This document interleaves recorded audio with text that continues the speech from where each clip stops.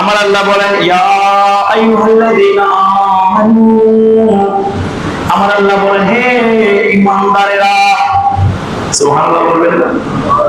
আল্লাহ জবান দিয়ে আপনাকে ডাক দিয়েছেন, আপনি খুশি না বেজার হয়েছেন? আমরা অবশ্যই খুশি হয়েছি। আমার প্রতি যদি প্রধানমন্ত্রী চিঠি প্রেরণ করে, আমার কাছে যদি রাষ্ট্রপতি চিঠি দিয়ে আমাকে নিমন্ত্রণ করে, খুশি না বেজার?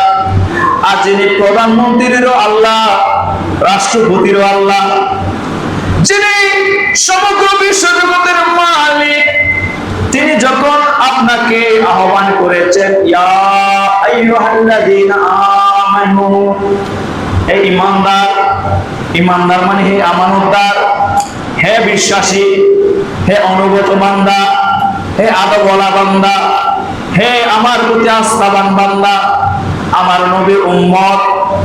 ঈমানদার মানে বুঝছেন? ঈমানদার পৃথিবীর জমিনে সবচেয়ে দামি শব্দ। সুবহানাল্লাহ বলবেন। এখন আপনাকে আমাকে ঈমানদার বলেছেন, ইয়া আইয়ুহাল্লাযীনা আমানু দ্বারা এই যে পিছন থেকে শুরু করে সামনে যারা আছে সবাইকে আল্লাহ সম্বোধন করেছেন। এখানে আমরা এই ঈমান নামক দৌলত অন্তরে লালন করি, আর আমাদেরকে আল্লাহ এই ঈমানের স্বীকৃতি দিয়েছেন, সার্টিফিকেট দিয়েছেন কোরআনের মাধ্যমে। সুবহানাল্লাহ বলবেন। আমার আল্লাহ বলেন ইয়া আইয়ুহাল্লাযীনা আমানু তুবু ইলাল্লাহ, আমার আল্লাহ বলেন হে ঈমানদারেরা, তোমরা আল্লাহর কাছে কি করো? ইয়া আইয়ুহাল্লাযীনা আমানু তুবু ইলাল্লাহ তাওবাতান নাসুহা, তাওবাতান নাসুহা।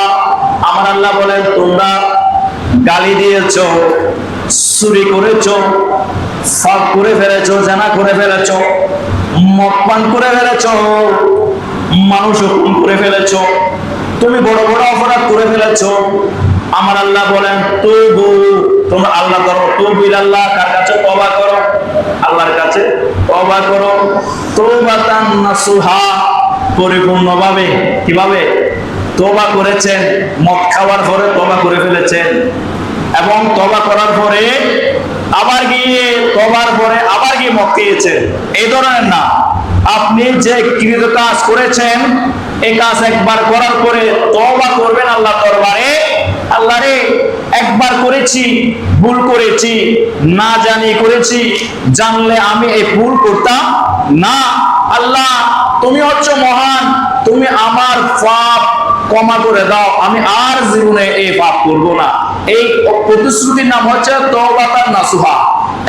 একবার যে পাপ আমার আপনার মাধ্যমে সংগঠিত হয়, দ্বিতীয়বার ওই পাপ না করার জন্য বান্দা দৃঢ় প্রতিজ্ঞা ব্যক্ত করে আল্লাহর দরবারে, এটা হচ্ছে, এবং ওই পাপের দিকে আর জীবন না যাওয়া, এটা হচ্ছে তাওবাতুন নাসুহা। এবার তাওবাতুন নাসুহা। এখন আমরা পাপ করার পরে আবার যাব নয়, দুনিয়ার জমিনও আপনি জীবন গঠন করার জন্য, সুন্দর জীবন গঠন করার জন্য, আপনার লক্ষ্য পূরণের জন্য, লস না হওয়ার জন্য একই ভুল মানুষ বারবার করে না। মানুষ যে ভুল করেছে সে ভুল থেকে শিক্ষা নিয়ে সামনের দিকে এগিয়ে যাবে, এক ভুল বারবার হবে না।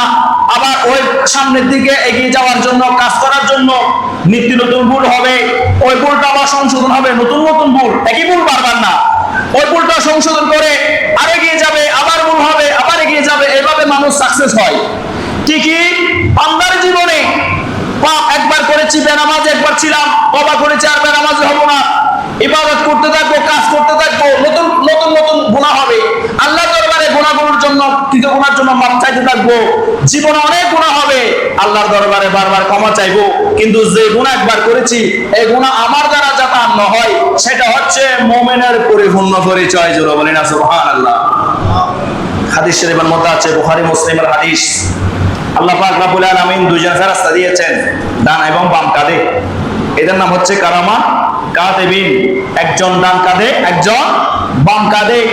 এখন দুইজনের কাজ হচ্ছে, আপনি আজকে মসজিদের মধ্যে দান করবেন, ডান কাঁধের ফেরেশতা দেরি করবে না, উনি লিখে ফেলবে। আপনি দাঁড়িয়ে ধূমপান করেছেন, কাউকে গালি দিয়েছেন, বাম কাঁধের ফেরেশতা যখন লিখতে যাবে, হাদিস শরীফের মধ্যে এসেছে, ডান কাঁধের ফেরেশতা পাওয়ার বেশি, ক্ষমতা বেশি, বাম কাঁধের ফেরেশতাকে বলবে থামো, এখন লিখিও না, একটু অপেক্ষা করো। বাম কাঁধের ফেরেশতা কলম তুলে রাখবে, অথচ আপনি অপরাধ করেছেন। বলে যে অর্ধদিন পর্যন্ত চাও, দিন গোটা দিনের মধ্যে অর্ধদিন 24 ঘন্টার মধ্যে প্রায় 12 ঘন্টা পর্যন্ত অপেক্ষা করি যে এই যে কাজটা করেছে সে কাজের জন্য সে অনুশোচনা করে কিনা, আল্লাহর দরবারে মাপ চায় কিনা। যখন দেখা যায় বান্দা আল্লাহর দরবারে মাপ চায় না, এবার ডান কাদের ফেরেশতা বলে যে তুমি তোমার হাত দেখতে পারো।